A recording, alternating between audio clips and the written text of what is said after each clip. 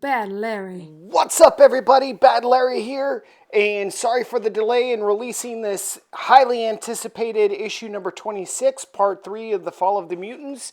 I've been sick as a dog. I've had the cold, I had the flu, I had the COVID 1 through 19, and the Delta and the Epsilon, and all of the variants all put together.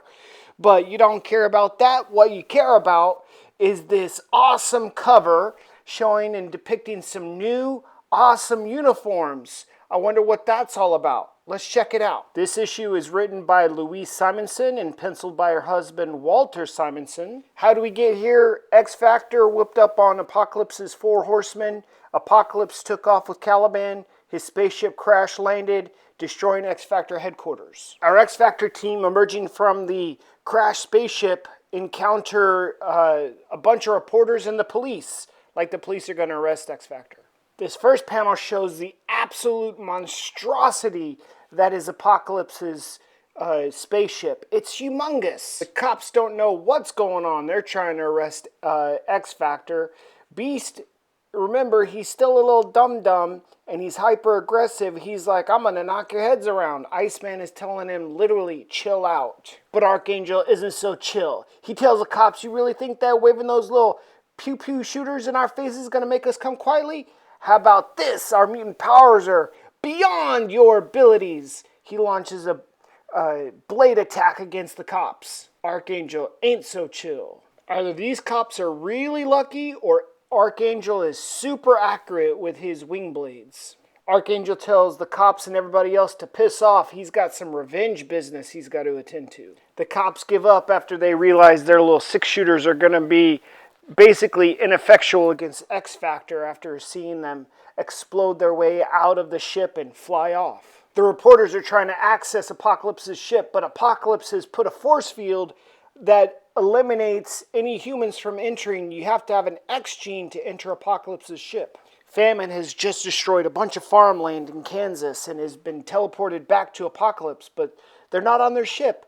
The horsemen ask, where are they? Even though X-Factor has run Apocalypse and his horsemen off, the city of Manhattan is still burning from their battle. Beast is getting real down on himself because he's the one that caused Apocalypse's ship to start to crash. Iceman reminds Beast that when they land, that he's not allowed to use any strength because when he uses his strength, he's going to get stronger, but his mind is getting dumber. This is the conundrum and the situation that Beast is currently suffering from, after he was previously touched by Apocalypse's horseman Pestilence in battles earlier. As X-Factor are looking for a place to land, the firemen are trying to put out a fire caused by their battle with Apocalypse. An explosion knocks the firemen off the ladder, and out of nowhere, Archangel comes and saves the firemen.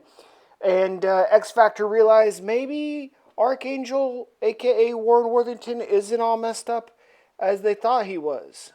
X-Factor lands, and Beast immediately runs to the fireman's aid. Iceman tries to stop Beast, but Cyclops says, Beast knows what he's doing. There's people that may be trapped in there. He's got to do what he's got to do. Cyclops then tells Marvel Girl that she needs to use her telekinesis to control the fire so it doesn't spread, and then kaboom! Is that going to be the end of Jean Grey?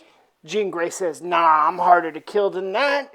Just bit of a flesh wound. Iceman puts out the fire with his ice powers. Jean Grey collapses from all her telekinetic efforts, but the cops say that there's another building that's collapsed on 54th Street. X-Factor has to go help. They're heroes after all. X-Factor make it to the 54th Street building where they start their heroic efforts.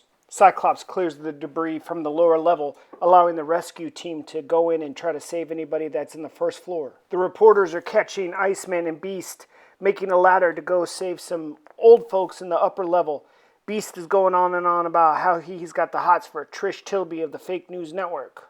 As Beast is trying to save the old man, he's moving rubble around without bracing it properly. Beast barely makes it out of the building with the old man before it crushes them to death. For as much training that Beast and Iceman have put together in the Danger Room as well as part of the original X-Men team, Beast's brain in his current condition of being so dumb is making them both look like amateur heroes. Marvel Girl hands off a redhead and a baby to Cyclops. Is it Maddie? Cyclops thinks it is, just for a second though. Cyclops is telling Marvel Girl that even though he knows Maddie is dead, when he went to go see her body, it was so badly decomposed, he can't be absolutely sure that it was her. And in his gut, he was hoping that they were still alive. And now that everybody from the building has been saved and everyone's kind of standing around, the cops go back to thinking that they're going to arrest X Factor. But the city is in chaos. Ambulances are nowhere to be found. These people need help right away. Marvel Girl asks the lieutenant where they could take these people who need help. The lieutenant tells Marvel Girl to take them to Roosevelt Hospital because that's less crowded right now. As Marvel Girl is telekinetically transporting the team and all of the victims to Roosevelt Hospital, Cyclops tells Marvel Girl that after she died, Jean Grey meaning, he had thought that his chance of true happiness was totally gone, and he was having marital difficulties with Maddie when he married her because she couldn't take it that he was part of the X-Men and going back and forth. So she pressured him to quit the X-Men so he could focus totally on their family, which that's what wound up happening. Cyclops wound up leaving the X-Men and moving his family to Anchorage. That's where the series had started off. But the main point in this conversation between Cyclops and Jean Grey, the audience needs to know is that, yeah, he kind of thought that he loved Maddie, but he really never loved her the way that he loved Jean Grey. And because he thought Jean Grey was truly dead, then he was just kind of going through the motions with Maddie and the baby. If you're new to this series and this is your first glimpse into X Factor, these first 4 panels literally catches you up to speed. Cyclops tells Marvel Girl that after Marvel Girl's death, he gave up Xavier's dream of trying to make mutants and humans coexist peacefully and just try to live a normal human life in solitude with Maddie and the baby up in Anchorage, Alaska. But when he had heard that Jean Grey's body was actually hidden by the Phoenix in suspended animation, he had to come back and see for himself. However, Maddie told Cyclops that if he left, that he shouldn't come back. And can you actually blame Cyclops?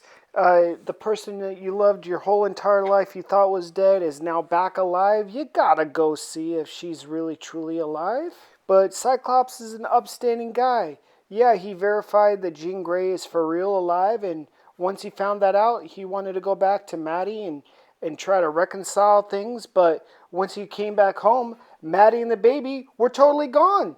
And then everywhere he went, it seemed like Maddie's entire existence was wiped from the face of the earth, which drove him a little crazy. And then all the stuff that happened with Angel and Apocalypse and him dying, Cyclops was kind of going crazy, which obviously we covered in a couple episodes prior. And just FYI, that isn't Maddie and his son. That's just a representation of him still being connected to these people who now he thinks are dead. This doctor's being a real jerk to Beast. All of a sudden, all these new patients are coming in, and he's totally overwhelmed. And this doctor makes an ill-informed comment about how the green smiley-face robots, who are mutants, hurt so many humans, and that's where they went to this Roosevelt Hospital.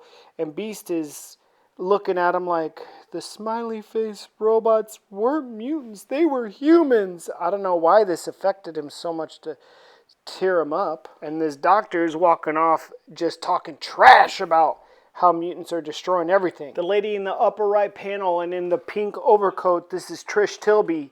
She was hospitalized from some injuries, and she's saying that she got to get out of this bed because not only is she need to give the bed to people who are really injured, but she's missing the story of the century. And she comes across Beast, who just sits in the corner, little pathetic little baby crying in the corner. So pathetic. Trish Tilby thinks that she's hit the jackpot. The X Factor team are the hottest news right now, and she's got an emotionally unstable and dumb Beast literally crying in her lap. Iceman comes around the corner. He hates the fake news network. He tells Trish Tilby to leave Big Baby Retard alone. Trish Tilby asks Iceman, a few days ago, this guy was a brilliant scientist. Now he's like a little child. What's up with him? And Iceman sets the record straight. He says that ever since Pestilence touched him, the more that Beast uses his strength, the dumber he gets. And he's been using his strength a lot, so now he's super dumb.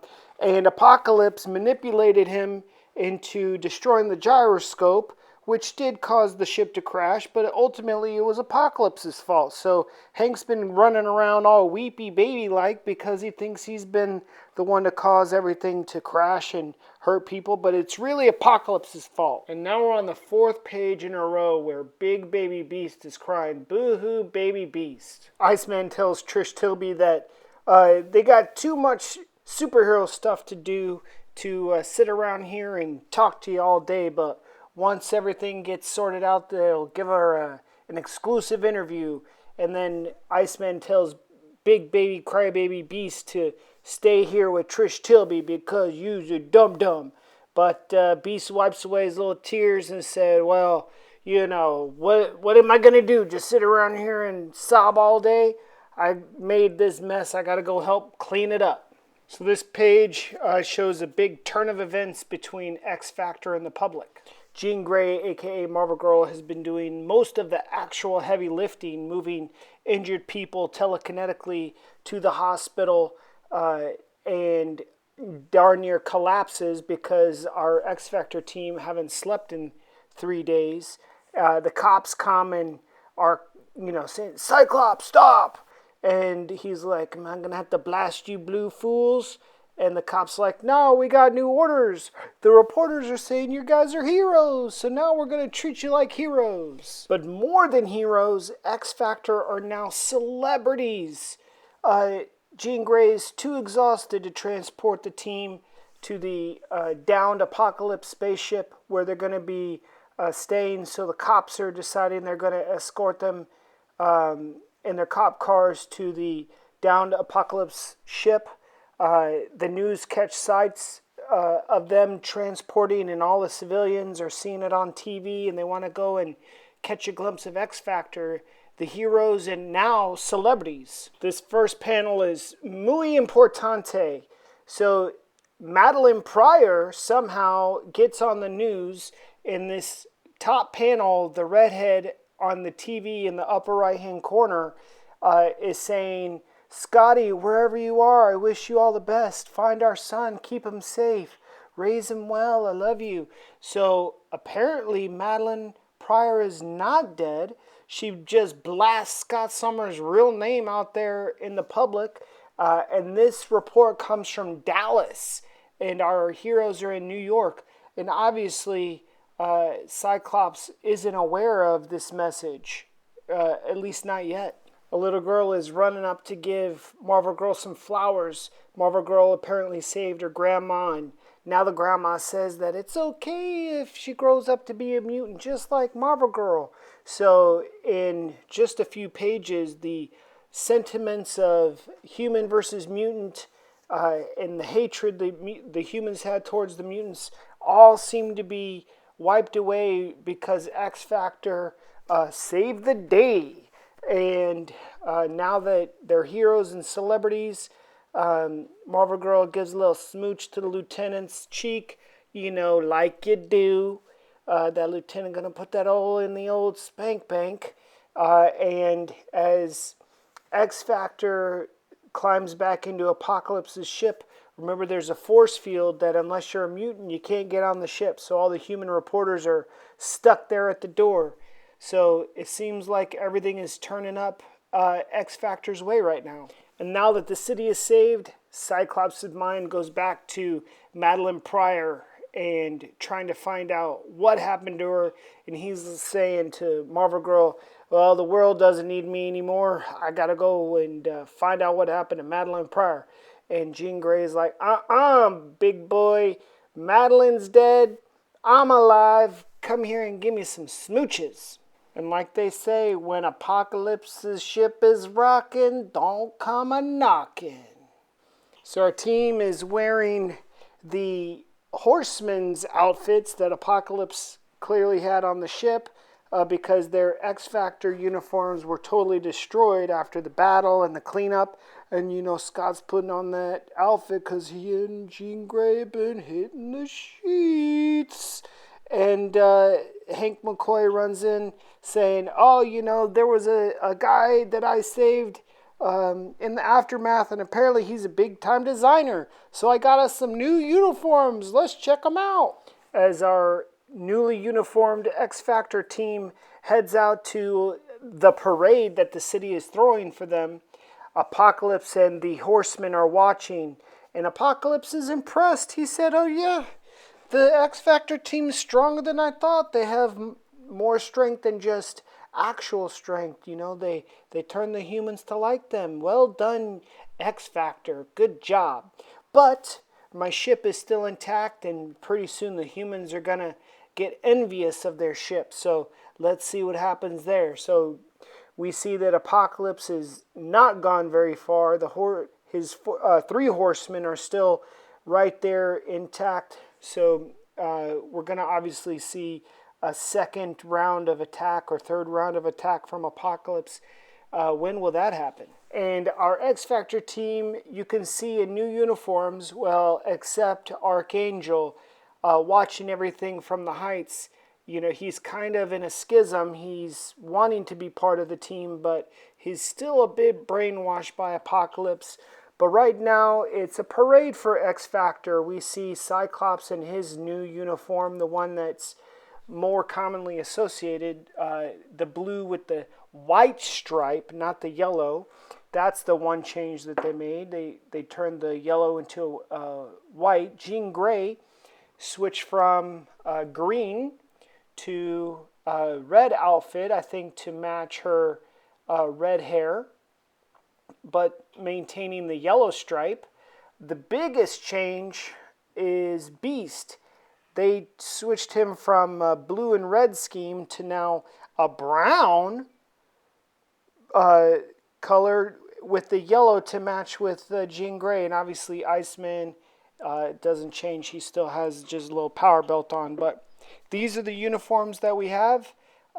This is the episode in which they get these iconic uniforms, especially Cyclops in the white and blue, and Jean Grey in the red and yellow. Let me think, which uniforms do you like better?